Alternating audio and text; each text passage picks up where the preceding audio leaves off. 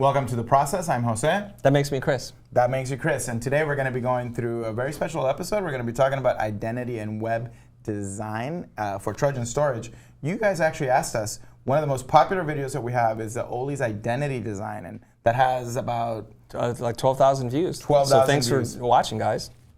And that means that you guys like to watch projects and you like to see how the things got done. And I will be very quiet today and allow Christo to kind of walk us through this He's project. taking his meds, so we're good. Thanks. We're taking your feedback, obviously. So that's it. Let us know what you We're think. going to do it. Let us know what you think. Stick around.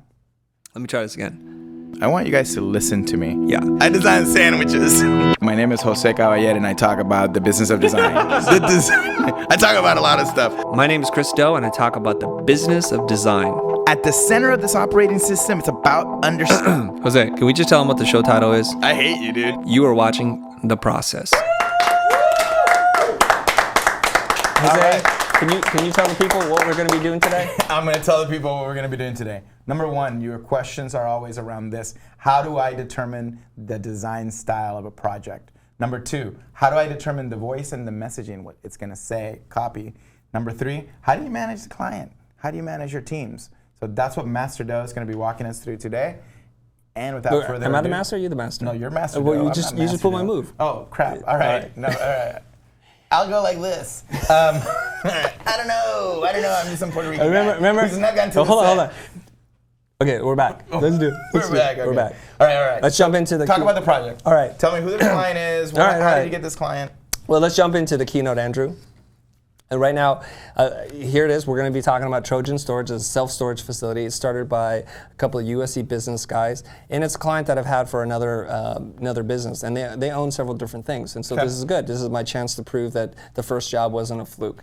But they're asking us to do the identity design, which I'm very comfortable with, and to redo the site. And the interesting part to this is you introduced me to a whole new way of working, using Core as a framework, as a facilitated framework to understand how to build things. So let's jump into it, yeah? So the number one question you had said, which was, how do you determine the design style and approach? How do you do that? And like I said before, without any kind of framework, without any real understanding of how to do this, you are literally kind of just, not literally, figuratively bumping around in the dark, trying to find the answers. You're using your intuition, you're using your design training to do that, and that's kind of tough to do. And you're doing it on your own, which is very stressful to do. So I kind of look at it like, let's turn on the light on this. Let's find out who we're building this for and why. And now once I know who they are, I can build something for them, and it makes the job inherently much more easier. It's exponentially easier, okay, when you know who you're building it for. So one of the things about Core is you have to define the users. Yep. Okay, and so you ran this session, but this is how I've kind of broken it down, just to synthesize it to make it easier for you guys to process. You need to write a story, and there are 4 columns here that we've created. You can use whatever. The Core framework has a little bit more than this. This is a stripped down, like made for TV edit, right?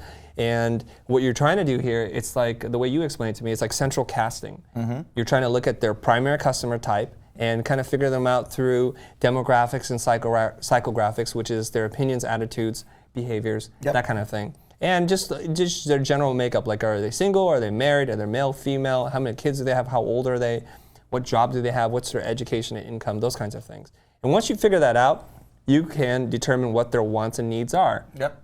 Right? Yep. Because it's a logical flow. You know who they are now. So why don't you take us a little bit through what you wound up doing for them? And here's an example of the actual profiles that you built. So it's you synthesized it very well, and the session was live. So for people who are asking, the client is in the room, and I'm standing up on a whiteboard asking them, so tell me a little bit about your customer, tell me their story, tell me what their gender is. And we only did 3, and we time boxed it into 30 minutes, or actually I think it was 15 minutes per user. Sounds about right. And we defined them. So that gave you a foundation, but at the end we prioritized what were the top 3 needs that each user had. Which I'm going to get into.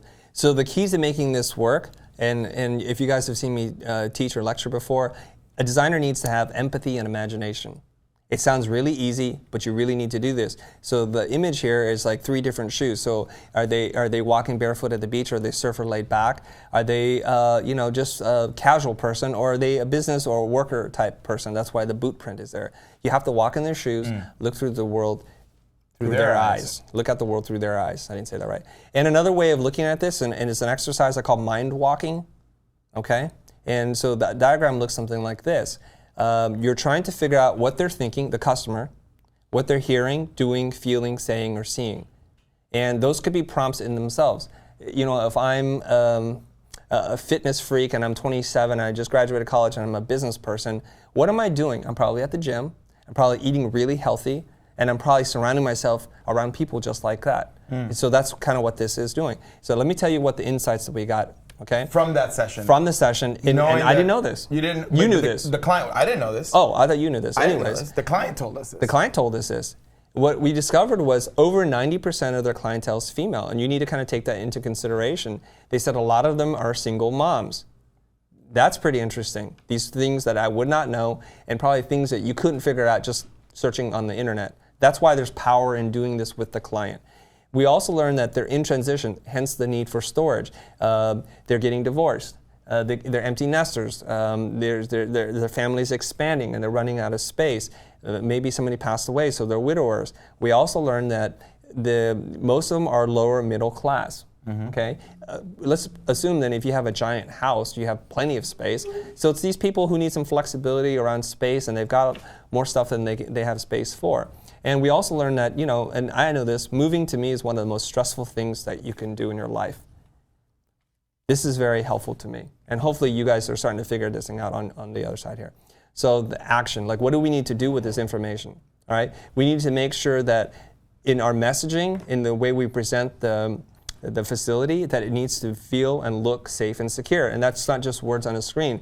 They do this already. It's well lit. There are cameras everywhere. Their staff are professionally trained. This is not some mom and pop operation. Remember, these are USC business guys, okay? And we need to make sure that it's is a kid-friendly design, because a lot of them are going to come in with their kids, and they're not going to have time to drop them off at daycare. They're picking up between soccer practice and school, whatever it is. They need to pick something up or drop something off. That also means they're short on time. You know, this is probably a truth through all things. You have to work hard at making it simple and intuitive to use. Ultimately, you got to make it easy. And that's it in a nutshell. That's exercise 1. So that was really getting the users to drive what the site needs to be based on who they are. Right. Got it. Right. Or what the identity needs to be. Right. Next so is the brand. next is we got to define the brand. And I'm not going to dive too deep in this. You guys have seen this in Ole's. We can do another session at some other point in time where we dive deep on how to do this. But these are the 6 categories that we use to define the brand. The culture, the customer, the voice, the feel, the impact, and the X factor. And these are always kind of mutating depending on understanding of what to do. All right? So we know that what makes them different is they're professionally run, they're very organized, they have very modern sensibilities, and they have a highly attentive staff and management team. That's pretty awesome, okay? Like I said, this is not a mom and pop operation. This is something that I borrowed from Marty Newmeyer, just to kind of take those keywords, plug them into this, because it's a lot easier to write. You'll notice what we're doing right now. We're starting broad, we're starting casual, we're just trying to pull out words. We don't care how they link up into a sentence yet. We're not too self-aware. Then we write it one sentence at a time. And there's a term called scaffolding. Yeah, right? You came up with that term, which is No, slowly I learned it from Dr. Holtzman, but yes, Okay. scaffolding, which is taking a small step towards your final goal. Every step takes you to the final goal, right? And so then we wrote a simplified positioning statement. And Jose, you wrote this. Why don't you read this? So Trojan Storage provides storage solutions to local communities in a warm, professional, and friendly environment while helping them feel secure and giving them peace of mind. Now keep in mind that I didn't write that. That was written by the client in the facilitated session. I just filled it in and adjusted it a little bit.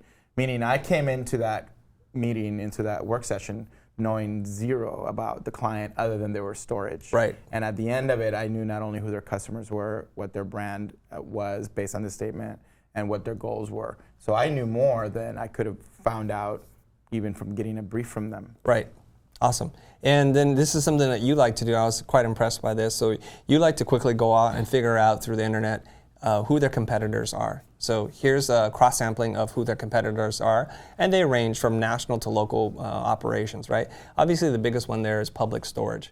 And what we see immediately is it's dense. Remember, it's simple and intuitive. If I'm a single mom in transition, I'm a lower to kind of middle class, I don't have time to figure this stuff out. So we knew right away if it gets really cluttered, it's not going to work. So Public Storage must be the largest national chain of self-storage facilities. You can see they do spend some time in cleaning it up, and it takes some work to do that. You know, you got to pay attention to that part. And we see also, is that Extra Space? Yeah, Extra Space has a fairly clean site. They have a nice clean site, very modern, clean, and light. And so we knew that somewhere in here, Those are the ones we're that going to have have the to biggest position budgets ourselves. and the most money. Right. Yeah. So what does that mean? Are you leading me somewhere with that? Well, that more sophisticated business operations have the tendency to have better execution of their communication. Right. Those guys could be, I don't know what the size of their business is. They could be $1 billion operation. I'm sure they look at, you can see that. So we can do something like that. We're going to give our clients huge leverage in terms of how people see them. That's the value you can provide as a designer. So anyways, let's look at how this translates into a logo. Remember, this is kind of, or maybe not, maybe this is the first time you're seeing it. This is how they exist today, prior to hiring us. Trojan Storage, they're USC business guys, so the colors are there. This kind of deep crimson and this kind of goldenrod color makes up their palette. It's from the USC colors, of course. And there's a lock. There's a big padlock. It's not totally artfully designed, you know, or integrated. So we knew that there was something there. Okay. So the keywords that we walked away from our session was it needed to feel safe, the logo. It needed to communicate that it was strong and that it was very secure. Mm-hmm. Those are the 3 keywords. I try not to use big words here. I try to use words that are very visual. Safe, can you imagine something that looks safe, something that feels strong, and something that feels secure? And you led this kind of initial design exploration with the team, like Sang and some of the other guys, right? Mm-hmm. Mm-hmm. Yeah. And so we looked at structures. So physically, how can we encapsulate the word Trojan Storage into a structure? How do we make it feel solid and strong? And these are kind of different iterations of that. And we looked at even kind of having a roof or an overhang where you may back things into, like it's a walk-up storage or it's a roll-up door. And so that's what you're seeing there. We're playing around with different line weights. And I especially am a fan of these kinds of mixed line weight fonts, right? And I liked one of your ideas a lot, the box, Trojan Storage. You think about moving, things are in a box. And it also feels very solid. It has weight and gravity to it. The ones on the right there, they're just a reference to the roll-up doors that if you were to pull up in a space where you can drive up to it, that's an abstraction of the roll-up doors. But I also like that it was this kind of wedge and it was a strong-looking structure, kind of like the Rock of Gibraltar, right? So there's a reference there. And this is where we wound up. It's an evolutionary process. So we're taking all the things that they liked and synthesizing it into one thing. Now notice here that abstractly it's a solid structure. There's kind of a roof, a building thing around it, and it's got a solid base. But abstractly, if you look at it, it looks like a lock. So we have this brand equity that's there. It's now kind of integrated into a more design and artful way. And we can take that and we can test to see if there's some flexibility to this mark. And we have a horizontal configuration, and it still looks good, and it's very modern. It still feels structured. And later on, you're going to see how this plays out, all right? So what we're trying to do right now in this next phase is we want to establish compatibility. I like to refer to it as a fit check. I don't know if that's your term, my term, whatever. It's a term that works for me. We want to quickly check the design direction before we go too far so we don't come back and surprise the client. But plus, I really like it, not just to not surprise the client, but there's wonderful things that you can find out from the client, things that you didn't give them, you didn't think they would react to, but they do, and they guide you in this process, and it's a wonderful process. So this is how you embrace the client, you bring them in, you guys are part of the same team, and we're partners. I'm not a vendor, they're not a client, we are partners, and we're gonna build this thing together. So here's what their site looks like today, okay? So there's the logo, the color palette. You can see there's space. It's kind of like this kind of beige taupe. No, it's deeper than taupe. It's tan. It's very tan. It's like a Southern California tan, and this kind of dark red. Anyways, it looks like that. Okay, and this is the design brief that you created for the designers. Having come out of the session, you put together some colors. You want to talk to them about the design brief? The design brief had a summary of who the customers were, the users. It had a summary of what their brand attributes and this brand statement, and it also had the competitive audit. It had the prioritization of what they needed to do in terms of communications, in terms of revenue, et cetera. And it had this last part was actually a direction for each designer that they could actually do a stylescape. Now, they're very similar because we knew the colors they wanted, et cetera. But the one thing that if you look at the end, there's that like wall, like. Kind Typography on the wall. Let me typography- explain that part because you weren't on the call. Yeah, that was great. It came up from something. Whatever, from you pulled it up, conversation. and this is the beauty when you're still exploring, you're not locked into it, and you don't know exactly where it's gonna go yet. And I love this process, and I like how you do this, because I might not have started there. This may be like a non-art center approach. It's like you're kind of exploring the world, so to speak. Yep. We showed this to the client, not only to our designers, but we showed this to the client, and they had a wonderful reaction to typography on the wall. The client had said to me, his name is Brett. Brett said, we have over 1 million square feet of walls that are doing nothing right now. They're a canvas, and putting graphics on it is cheap. That's when I jokingly said, well, putting on it is cheap, but I'm not cheap, so it'll cost you some money to typeset all this stuff. Anyways, that's me Christelling it, right? Yep. Okay, anyways. So it turned into the stylescapes, and here are some stylescapes that So the design team you put together. Explain what these are. Like you presented one of each. Like, how did these get presented? These were presented just one at a time, not all three up like this. Right. And we talked them through, and we told them, you can say anything, you can mix and match, you can react to anything, the colors, What the do they photography. like? What do they hate? Yeah. So they basically, I basically had a list on one side, and I said per each client stakeholder, hey, what do you like about this? And they told me, and then what do you not like about this particular stylescape? So then we went through each one, getting each individual person on the team to tell us what they liked and they didn't like. So basically, we got a temperature read on exactly what each of them felt. So it was consensus building. And then we presented one more that we're not showing here that consolidated all their feedback. And of course, as you saw the final logo, they did choose the logo, the top one. They liked the top one most. Question Matthew. from the audience.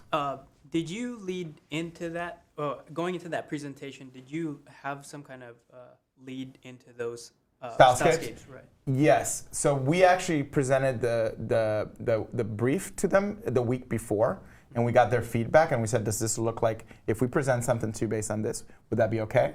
So then when we said we were going to present Stylescapes, we also sent them an example of actually what a Stylescape looks like for another project. So they knew what they were going to see. And then I introduced it by saying, here are the brand attributes. Let's go into the Stylescapes. And the brand attributes might be also inside the Stylescapes. So. Did I answer your question? No. Yes. Okay, did? Halfway? Yeah, the other, What's the other half? So when you did the in-person meeting, going into that, did you just open it? It was like, here's the Stylescape. You guys already know what this is. What do you like and dislike? Or Yeah. did you try and lead them to anything? No, I didn't. No, lead it's them, not I a- didn't. I- I didn't. I lead see them. it. I see what he's I know asking. the question. Yeah. You're trying to sell the idea. No, he's trying to say, were you leading the witness, so to speak? But that's traditional in design. You want to sell your idea, right? Yes. No, I was totally neutral. I said I have no horse in the game. Now, of course, I have a horse. He in has the 3 game. horses in the game, but Well, no, I do have a horse in the game. hey, all right. The middle one is always. the Let's winner. answer this, and then we can hit that up. Let's go. harder That's at a the good end. question. That's- Ask that- questions that- below in the comments too if you have the same question. That's a great question. What I'm impressed by this Stylescape is that they don't look like websites. There are some references here to 1 or 2 websites, but they don't look like websites. What he's doing is exploring typography. So here's an interesting reaction. You see the one on the top, right? You see how you like flip the word? It says storage. The client's like, that's really cool. And I didn't know that they would even consider doing kind of these more, I wouldn't even say avant-garde, but like in design school, we like to play around with typography, like to crop it, slap it, flip it, that Smack kind it, of stuff. rub it down. Oh no! All right. Anyways, you promise? No, I'm just kidding. You should do that.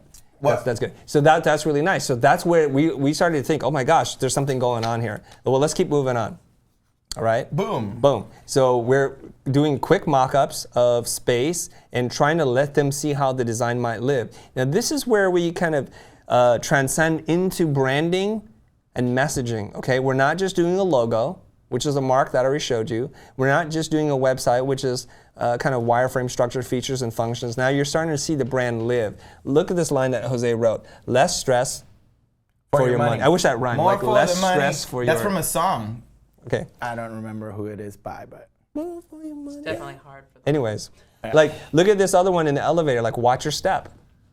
Just That's kind for of the old very lady. thoughtful messages, or the kids. That's for the. But it's just all the it kids. makes you feel a certain way. This is like humanizing a cold brand. Storage space is pretty generic. My and favorite is blocky. lights, camera, safety. So let's go to that. So witty. It's so witty. So witty. Anyways, So- look at this is a line that I think Jose wrote too, and he said, "Smile, your belongings are on TV." So usually when you see those cameras about, you kind of get creeped out. Big Brother's always watching. But in a space like this, especially if you're a single mom with your kids, hey, I want somebody watching me in case some creepster walks up behind. But also I want somebody watching my stuff all the time. all right?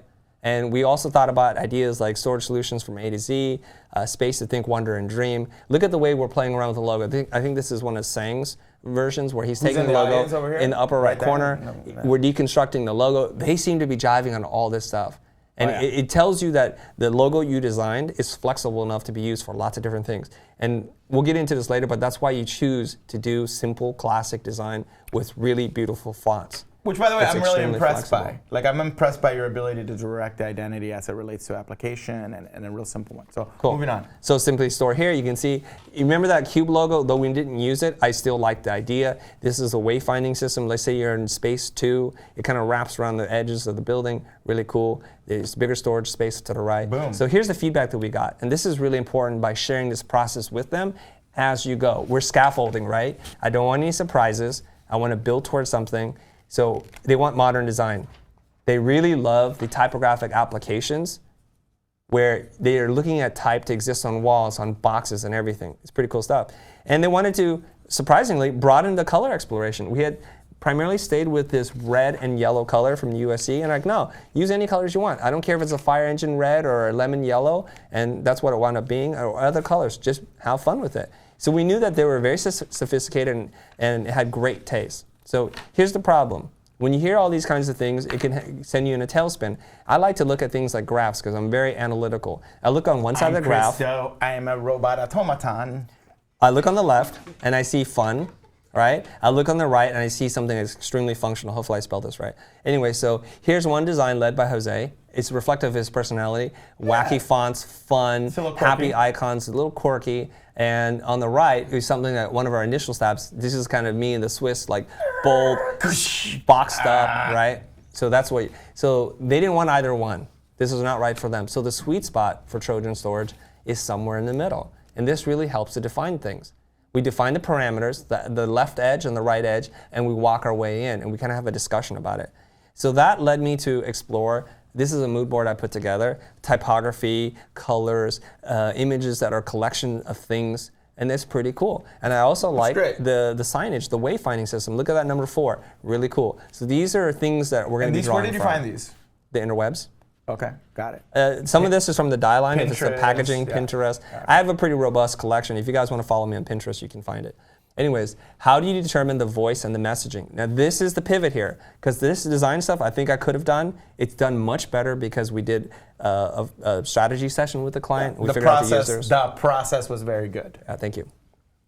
Hashtag. Anyways, so the messaging, and you asked me this before. I am not a copywriter. I went to design school. Hey, are you taking my questions? Well, you were going to say it. Yeah, the slide was already here. I was You're not, so let me ask it. So you're not a copywriter. How did you do all this messaging stuff? Well, Jose, I never thought of myself as a copywriter. I didn't even think of myself as much of a person who could do branding or advertising in the way that I see it. I know that the word branding is misused a lot, but when you go through this process and you do the mind walking and you look at the culture as being fun, friendly, flexible, and giving and happy, and you look at that through the eyes of the user, all of a sudden it tells me things. And I'm going to show you some examples. And I'm a really logical person, right? So you're going to see the connection here. This is Spock doing copy. This is pretty freaking impressive. Go for it. You did not like that comment. No, I'm trying to think of a comeback. Okay. Anyways, so look here. Here's the voice. The voice is it's attentive. I can't remember what's underneath it, but it says it's flexible, right? So listen to the way we talked. You asked, we listened. That sounds like somebody that's attentive and that's flexible. Open 365 days. Awesome. It almost feels like it would write itself. But remember before I said you have to have empathy and imagination. You have to look at the world through their eyes, okay? So here's a couple more. Another one, okay, the voice is professional now. So how do we speak to our customers and our culture? Well, we have this white glove service, and this person, you know, like Mr. Belvedere from the TV show, he runs his finger across and there's no dust, and it's like, yes, very nice. Exceptionally high standards. All right, let's look at some more. The feel, how do you make people feel? Secure. So there's a lot of play on this kind of orb camera thing that's floating around our heads. Overprotective? You bet. We're proud of it. Yeah. Like an overprotective parent, we want to identify with a mom, they get it. Okay? Perfect. And look at this one here. You feel protected. This is the impact. So we're awake when you're asleep. Somebody's always keeping an eye on your stuff. And that's important because, well, we'll get into that later. Anyways, we synthesize this into a design that's going to live within each location. It's a mat. When you come up, you talk to them. So overprotective, always open, exceptionally high standards. Okay. And then I found this quote, I think. I don't think I wrote this. But I thought this was lovely, and I showed the client this, and they were like, wow, this is great. Let's talk about designing typography all over the walls like they had previously mentioned. Cleaning out the past, packing up the present, and preparing for a much brighter future. These lines come to me. You're right. So the world is full of stimulation, lines, copy, imagery. But when you have a very selective filter, a target to hit, only the things that make sense fit within that filter. And that's how you kind of have to think about it. So there's a lot of moving parts here. There's a lot of stuff going on. I got 7 minutes left. But how do you manage? This is the. All right. So. Our audience Okay. How do you manage? Yeah. How did you know how to ask that question? I don't know. You're like. Keynote is magical. You're amazing. You can see the slides. Oh, you're looking at my slides. I am looking at your slides. Okay. That's how. I thought you were clairvoyant. No. How do you manage the project with the client and the team? All right, check this out. So here's the problem. When you go away and work on a brief that you don't understand or one that you invent yourself, there's a high chance of coming back and having total misalignment. When they mean one thing, square, you're thinking triangle. And this happens a lot. So what you need to do is to have an objective goal. Something that you can write down and share with the client and totally understand that. And the objective goal needs to be visual. It needs to be very clear. It can't be written, in my opinion, by somebody who doesn't understand design, because then they write words that don't mean anything, that make you feel good, but you can't do anything What with. you're saying is that it's not a good idea to have a strategist or like a marketing person write those things. You're saying that the designer is better. I think the designer is the best candidate to do it because they can see it from beginning to end. Okay. Otherwise, a chasm exists, right? The chasm is this: is one on one side of the hill, the cliff, is the marketing person who writes the brief, or the client in this case, and they have no connection to what that really means on the other end. And then you have the designer. So they try and throw it across the chasm, and hopefully you can catch it, read it, and make it make sense. What happens there is it's disjointed. It's disjointed. But if where I'm going to disagree is that you could do it in the room with that person collaboratively. It doesn't have to be. I haven't done it yet, so I don't know. Right, got it. No, I've done it collaboratively, and it works in a facilitated session. I still believe the designer should be in charge, but that's because I'm a pimpsicle. Okay, it's just you came up with that.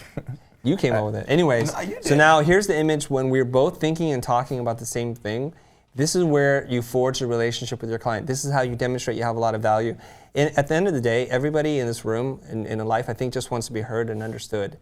So when you come in with your ideas, your agenda, and you're leading the witness, Matthew, then that's something else. I just want to help them build what they need. And I just need to fact check them, kind of check their logic, those kinds of things to make sure we're delivering. And if I have a better solution for their problem, I want to bring that to the table. But what I don't want to do is redefine the problem as something that they don't need. Right? It's judo, and it's also the designer as consultant, but go ahead. Anyway, so this helps you now. First, this face was looking to the left. Now it's looking to the right. Because now you and your entire design team, the developers, everybody that's on your team are in alignment. We're talking about the same kinds of things, from the very initial creative brief to the delivery all the way to the end. We're on the same page, and that's really critical. Now, Jordan Belfort, when he's trying to sell you, this is the Wolf of Wall Street guy, I stole this from him. He talks about the straight line system, right, between a sale. The ideal sale is a straight line from the opening moment to closing the deal and getting a check. It's a straight line. Reality doesn't happen like that. Well, managing a project doesn't happen like that either. All right, there's a way that designers imagine it, and it never turns out like that. You spend more hours, you go into different directions. So what we want to do is put a ceiling and a basement on this and rein it in. So between these things, designers are powerful, developers are powerful, and clients are powerful, but we got to keep them boxed in. And I'm going to show you what that looks like, straight line. All right.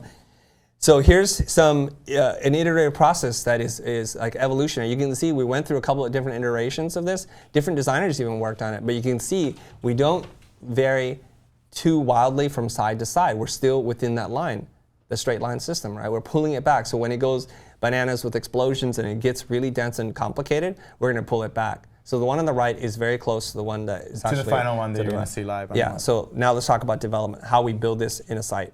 Right? We're going to take this all the way through. We're taking it home here, baby.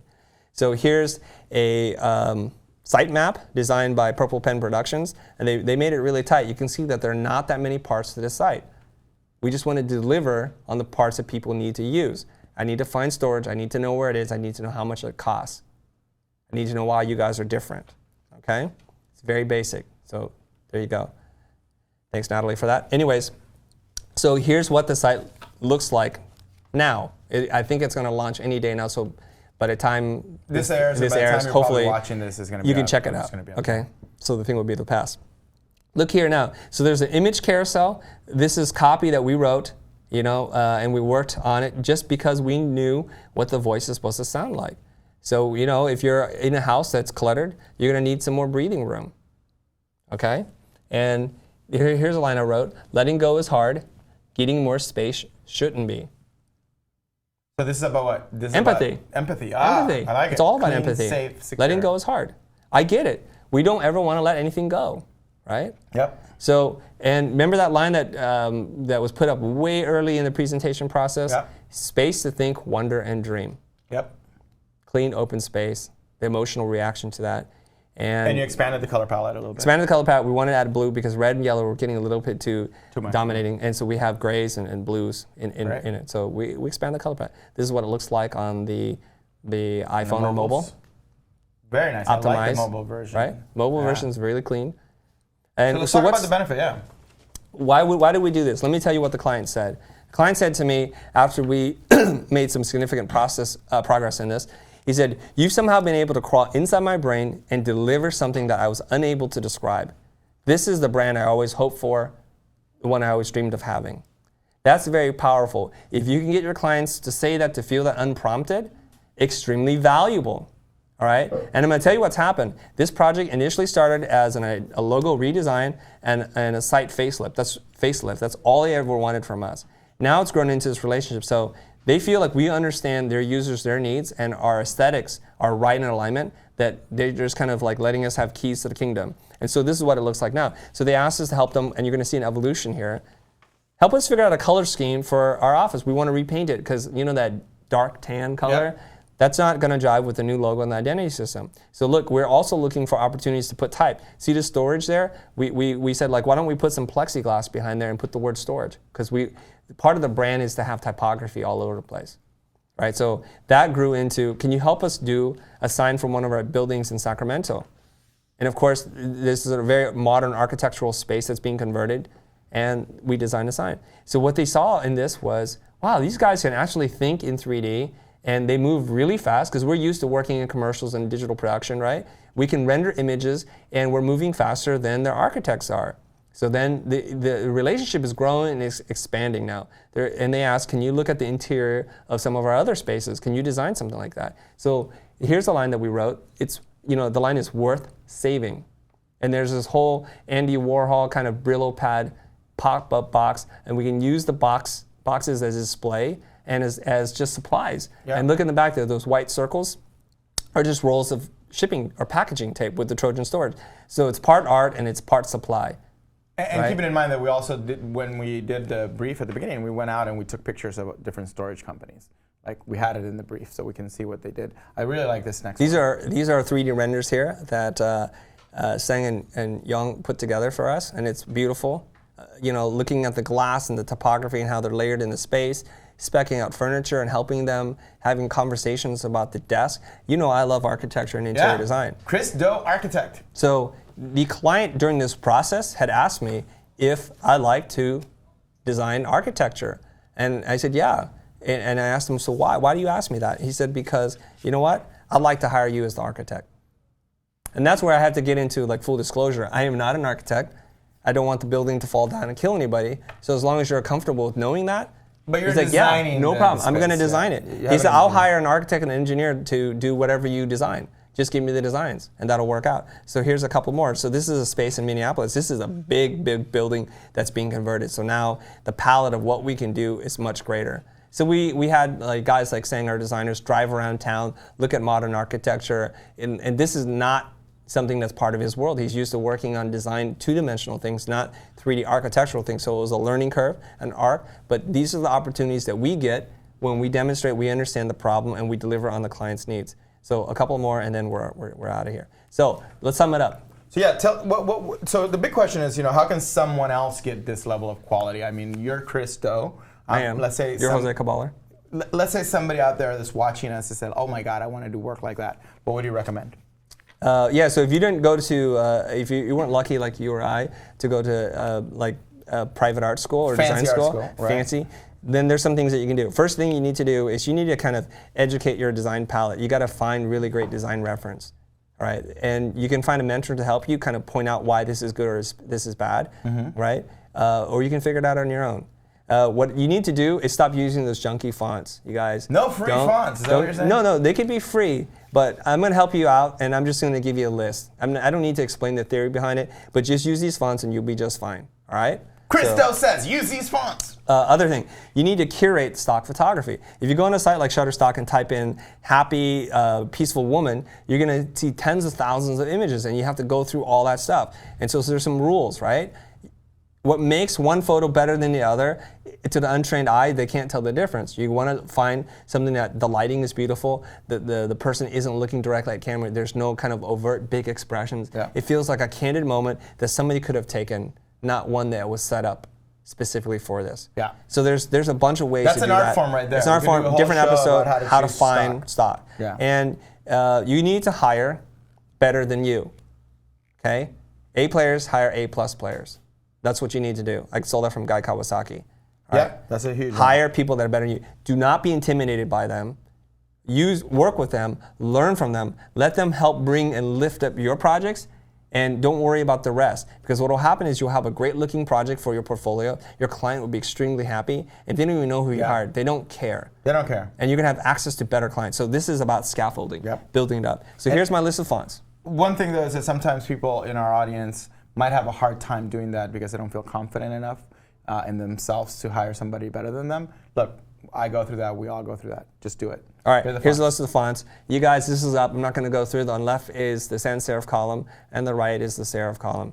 Just use any one of these fonts. You'll be fine. Fonts say a lot about the personality and voice of the brand, what you're trying to communicate. They affect the messaging. There's a great series of books from Dictionary, the publisher. It's called I Love Type series, and I think there are 6 books. I did a quick little research. Each one of these books has one of the fonts that's on the list. Like I love Futura. I love Avant-Garde. I didn't put Avant-Garde on my list. Din, I love Bedonia. Yeah, I love Din. And so here's some spreads. You can see this. What's really nice about this, these have been curated to show you great, clean, modern design around one type of face. That's it. It's a great series. I have a few of those. So we're going to wrap up here. We're asking you guys to post something from this episode on Twitter or Instagram. Please comment below. We're going to be chatting with you guys. And subscribe. If you like the video, subscribe. And like the video, subscribe, like the video. If you want to be in our live audience, like our awesome live audience, we should give a hand of applause to our live audience, or you should applaud for yourself. Yay! Just tweet us that you want to actually be part of the live audience here in LA, and it's usually around lunchtime, so you can ditch work. All right. So thank you guys for watching today. I hope that I didn't talk too much and that you got to get a lot of Christo's magical wisdom. And we'll see you guys next time with more awesome stuff on the process. Subscribe. Subscribe. We said it all. Oh, there you go. Wait, what? I can't. That's your cut point. That's your cut. Okay. You're lit, dude. See you guys later. Told you to get the fancy cards. I haven't gotten them yet. Yeah. Thank you guys. What did you think? I mean, of the. Are we still rolling?